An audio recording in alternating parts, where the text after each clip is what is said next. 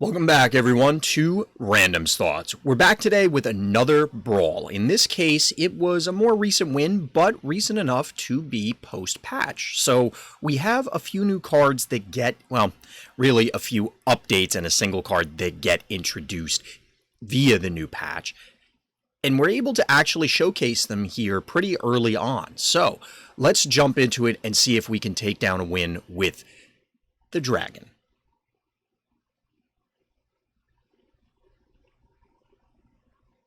So as mentioned, we end up going with Horde Dragon here. Now there is the opportunity for us to take Fates. You can see I'm checking out Charon and Peter Pants there, but don't have those unlocked yet. So we're going to stick with the Dragon, who I've had success with in the past. Now this opener is a little strange. It's a weird first pick, and I'm not real clear on how I want to play these sort of things out just yet. But as soon as I see doubles, my eyes do kind of light up in most cases because it makes it easy, for obvious reasons, to pick up early treasures or just treasures in general.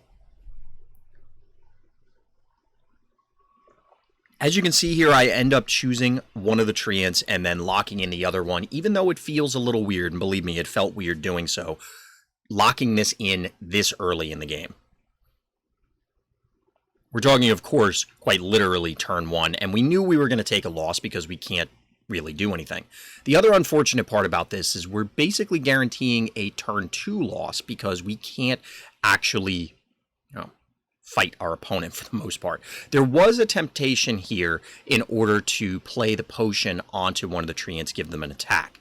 However, one thing that is probably obvious to everyone else because they're all better than me at this game, but if you give attack to your supports, they will, attack. And that can be super detrimental. You don't want to risk them running forward, especially if your other characters survive. Early in the game, maybe it doesn't matter, but just in general, I was trying to shy away from it.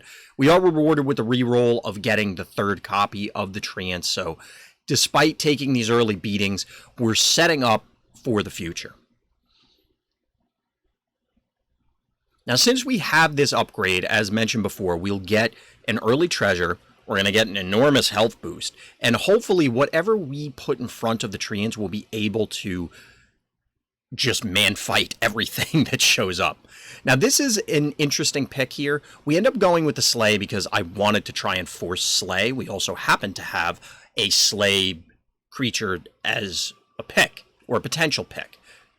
So we're able to, again, given an enormous backside, it has boosted attack, and this one's going to transform into something better, quote-unquote better, hopefully, if, of course, the Slay triggers.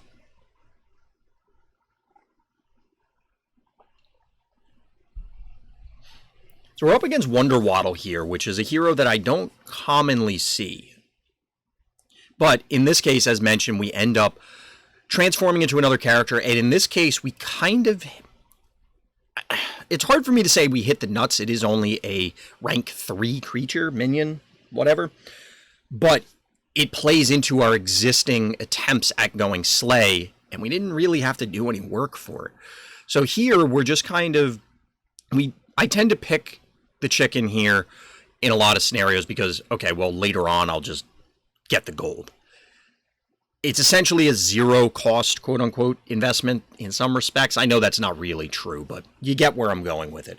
And then from there, it's just kind of picking things that are useful. In this case, we get ranged over the queens. Although there are 2 queens, and I mentioned earlier that I do like picking things when I see doubles there. The problem with it is that you don't necessarily go into all evil. Likely, we're going to end up with a lot of evil things, because we're going to be trying to go for Slay, and a lot of them happen to be on evil characters. However, the Queen doesn't scale very well into the late game. At only +4/+4, it just doesn't quite cut it when you get to the higher ranks, higher levels. When I'm saying ranks, I mean within game, not... I'm still slumming it in the, we'll say wood tier, although it's really knight. But here, we have things with big backside, so they're able to tank a lot of these hits. We have range so that we can dish out damage the other way without having to worry about receiving it, and we managed to score a win against the Mad Catter.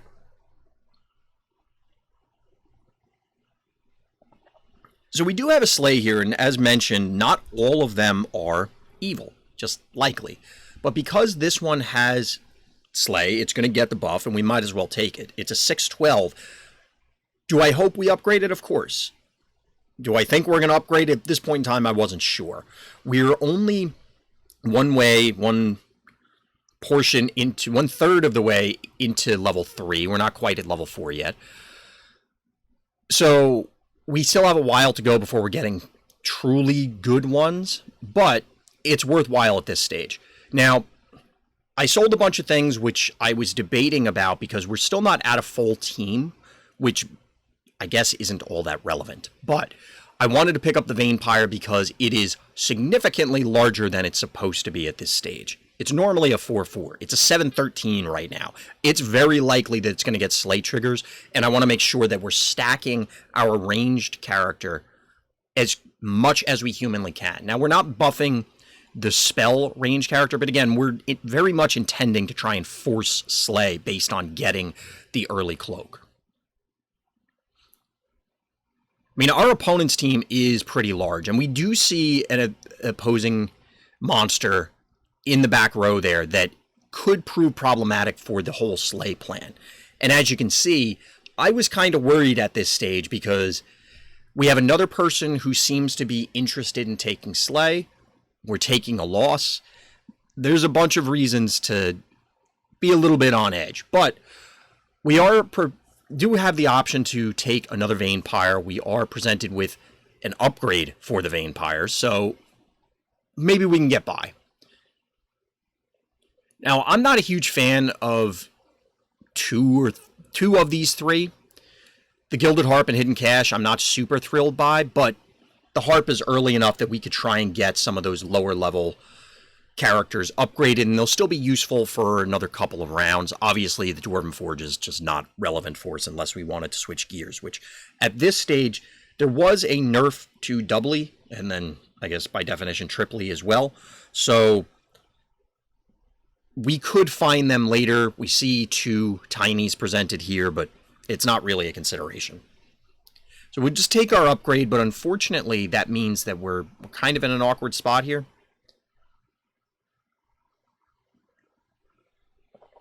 We don't really have much else we can do, but again, our team is pretty sizable. We should be okay, but we are going to need upgrades very, very quickly. After this, we'll be going into rank 4, level 4, and hopefully we can pick up some good stuff then. Our opponent here has somewhat of a royalty theme, but it's entirely possible this is just, these are the biggest things available. We're not getting an enormous amount of triggers here, but because our front line is large enough, we do get at least a trigger there, and we can get a lot of these things on the return hits. It's not a big deal. And we get the win here just because the Treant is left unopposed.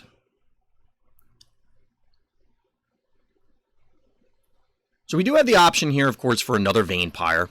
I'm still not super enthusiastic about them in general, but I took, or was considering taking the Horn here for the cats because I was a little concerned about how we were going to get through the next few rounds. I felt that if we got to the late game, we might be okay, but we got to make sure we get there. That being said, I didn't want to put too much effort into that as opposed to actually upgrading our team. We still had a decent life total. I just didn't want to hemorrhage too much. So we re-roll and get Lost Soul, which clearly is pretty solid for a Slay archetype. I don't think I really need to explain that one. One drawback here is that we do have 3 different Slay characters. Only one of them will get a permanent bonus, quote-unquote, in the Princess by completing her quest. The Vampires will only get them for the Brawl. But at least we'll be stacking bonuses on our ranged character in the back.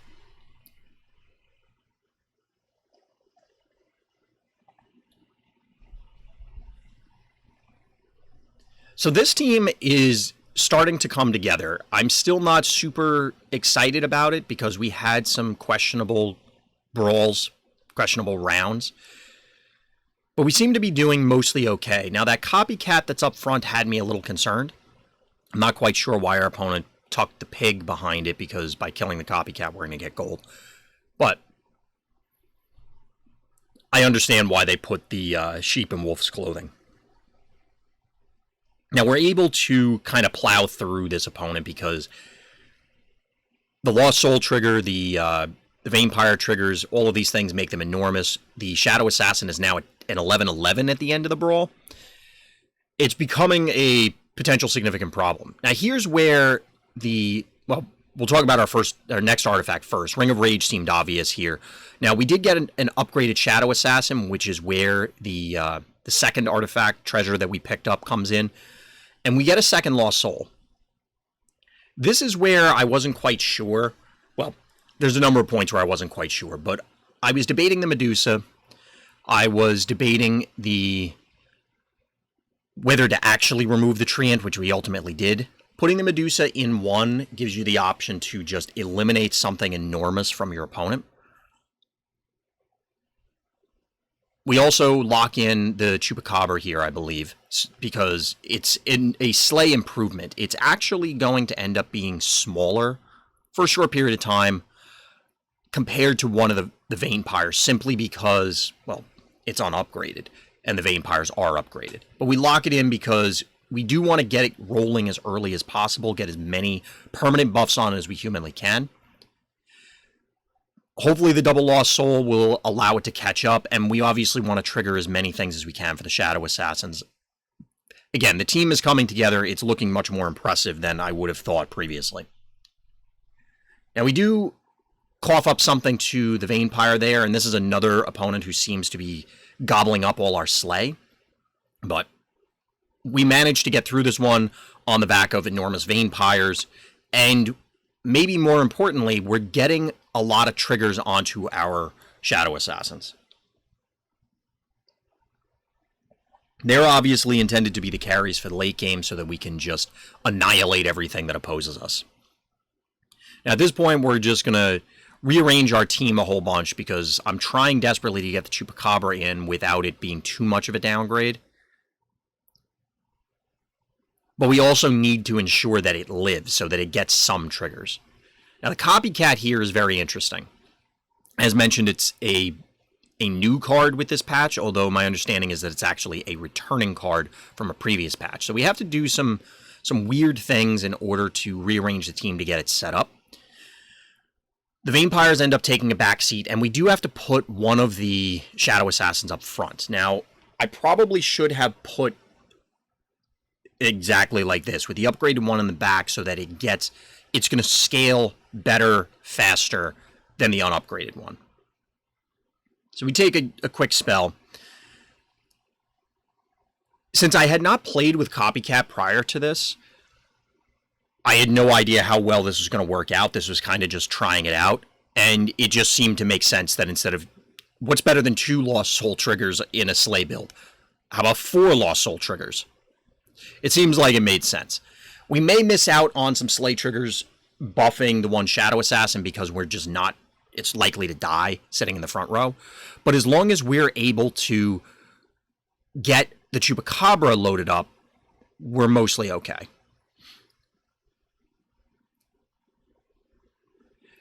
Now, we do miss out on one there because of the positioning. The Chupacabra dies before the Lost Soul does. That sarcophagus was very dangerous. We almost didn't make it through, but our upgraded Shadow Assassin was just big enough.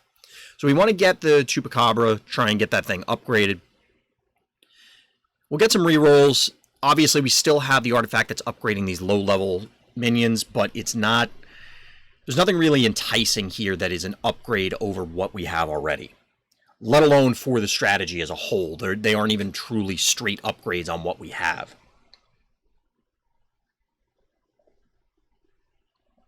Because there is always the argument to ditch some of the synergy, even if it's just temporarily. So we end up re-rolling a whole bunch of times and don't really find what we're looking for, this is a common problem that I have, which always tells me when it starts happening, or as I'm leading into things and I expect it to start happening, I must be incorrectly evaluating the cards, either my build, the draft, or something like that. I don't like to rely on the excuse that, oh, well, I just didn't roll anything good. There was nothing good in my selection from this part of the pool. I'd like to believe that there's always an optimal choice within these, and I find it difficult to believe, although it may be true, that re-rolling that many times consecutively is the optimal path. So, basically at this point, I wasn't feeling great. We did get a Chupacabra, so we are that much closer. We're 2/3 of the way to getting the upgrade. But we didn't really improve the team all that much comparatively, so we're still in somewhat of a weird spot. There's an argument in this case to be made to swap the upgraded Shadow Assassin and the Chupacabra so that we can ensure we get more Slay triggers. We would be getting a permanent bonus on the Chupacabra, even if the Shadow Assassin died, but I'm not sure if that's actually worth it. Instead, here we lose one of the Shadow Assassins, but we are able to get at least a Slay trigger off the Chupacabra. We're going to get more from this, but unfortunately, that's where it ends. As you can see, there were parts of this where we just keep whiffing with that second Lost Soul. We are still getting 3, quote-unquote, free Slay triggers, so it's not the end of the world. So again, we're picking up the chicken just for the gold exchange. Polywoggle was a brief consideration because we are level 5, we have a bunch of Slay buffs, so there's the potential that we could get a Polywoggle trigger and then end up getting a level 6. But we get our Chupacabra upgrade here. We obviously took the Polywoggle. And Sword of Fire and Ice, I was checking out the Dark Portal to see if there was anything that we could do. Obviously not. Hand of Midas was definitely a consideration because we could get a quote-unquote quick upgrade on a level 6, hypothetically. But I decided to just take the guaranteed upgrade on stats. We don't need the level 2s and 3s anymore. We're past that point.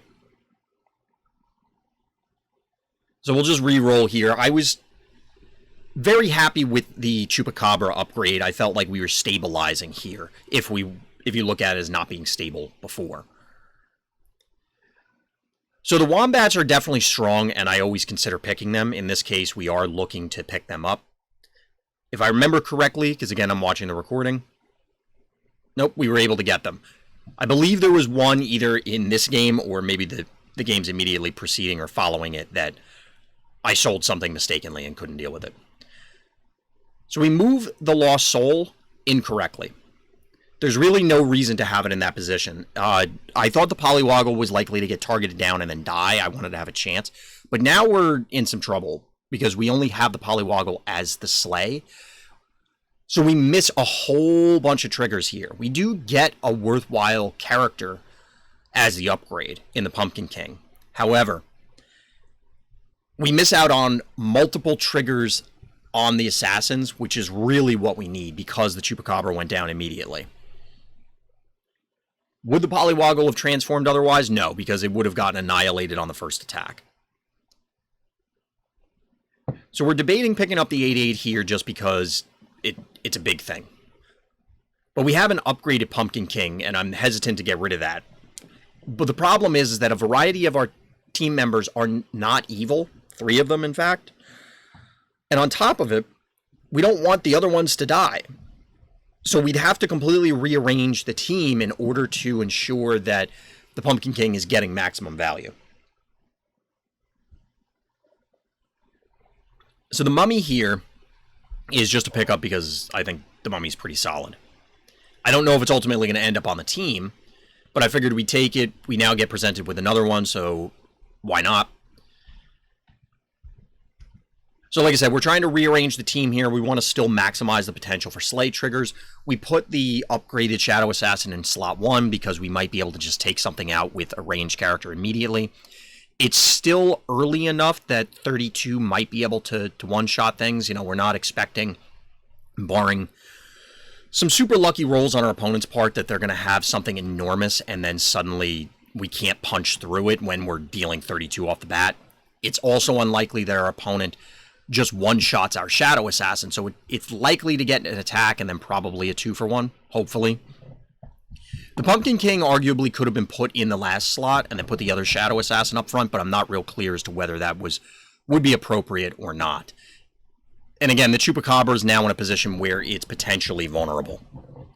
So we'll have to see how this works out for us as we move into the next brawl, which is going to, after this, put us into rank 6, level 6, and we'll see how things materialize from there.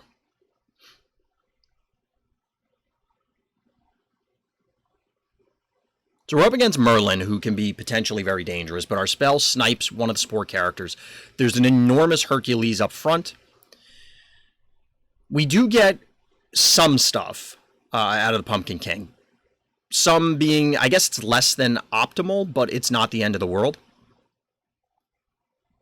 Unfortunately, again, we're missing out on some slay triggers because of where the Chupacabra is positioned. So we're not growing the other assassin. The good assassin is already dead, so we're not getting a whole lot out of that, but we're able to snipe the Hercules. Then we're able to get a fortunate attack there and snipe their ranged character instead of just attacking the token. So we're getting pretty lucky here with the attack sequencing. So we'll pick up the other mummy. We'll get our free spell. There's another copycat that shows up. And I was considering this briefly, but we're going to take another cheap spell. We reroll the copycat because I didn't think we could really rearrange the team in a meaningful way. And here's where I was seriously considering selling things for the extra mummy.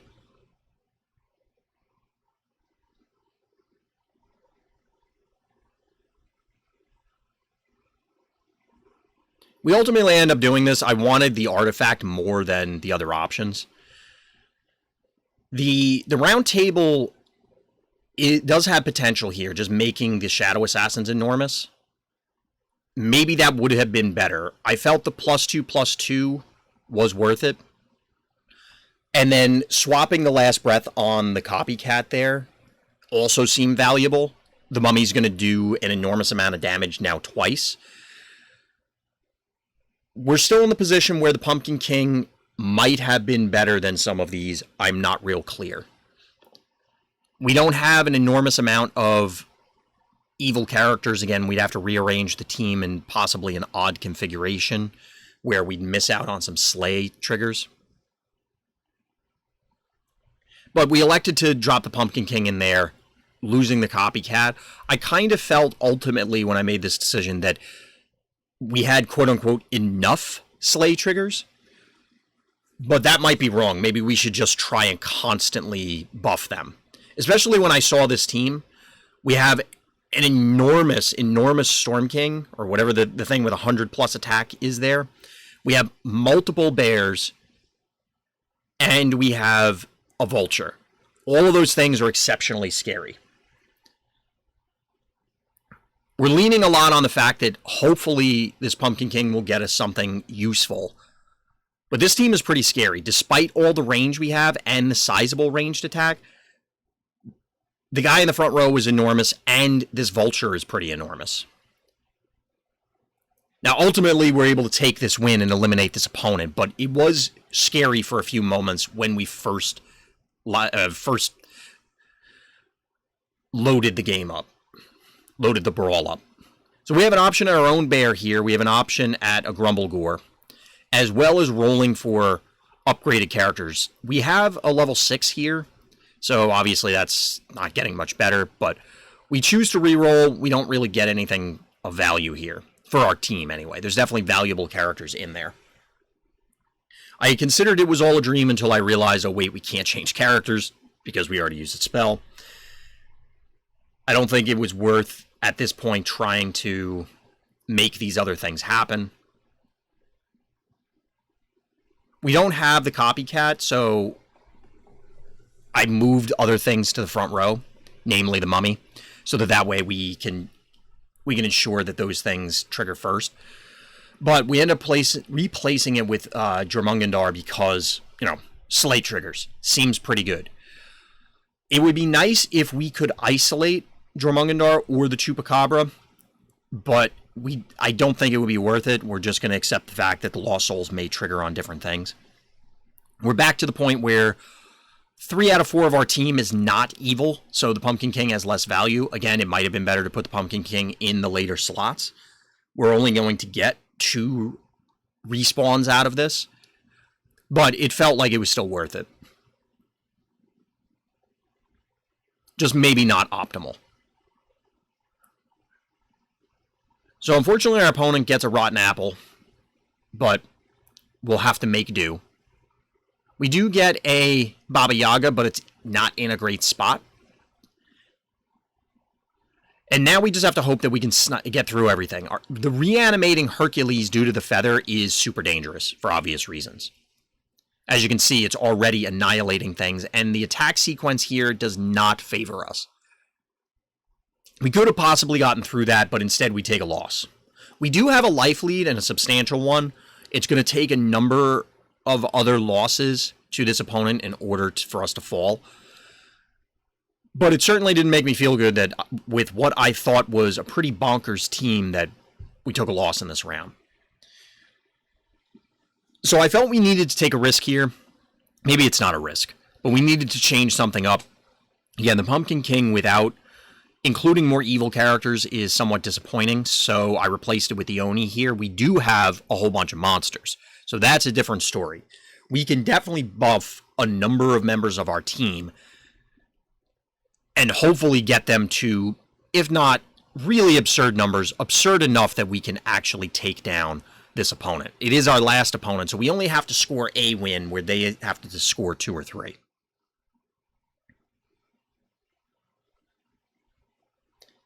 So at this point, we're loading up into what I was hoping to be the final battle. We have 2 pretty buff Shadow Assassins, 2 strong Slay characters, 2 Lost Souls, and an Oni King. Let's see if we can take it down. So our opponent picked up 2 good boys, though, and with a number of good characters, including a faction changed, I guess, mage in the back that is now good and getting buffed by all this stuff. So we get zapped here. We're able to take down the Hercules. We're able to snipe some things here, including their last character. So overall, I feel we got fairly fortunate both with the roles when it started with the early Slay character, with the selections, and with how we ended up playing the game out, including the attack sequences. But we were able to take down another win, so that made me very happy. We're slowly climbing the ranks. So that'll do it for this time. As always, everybody, thank you for listening. Thank you for watching. And Black Lives Matter.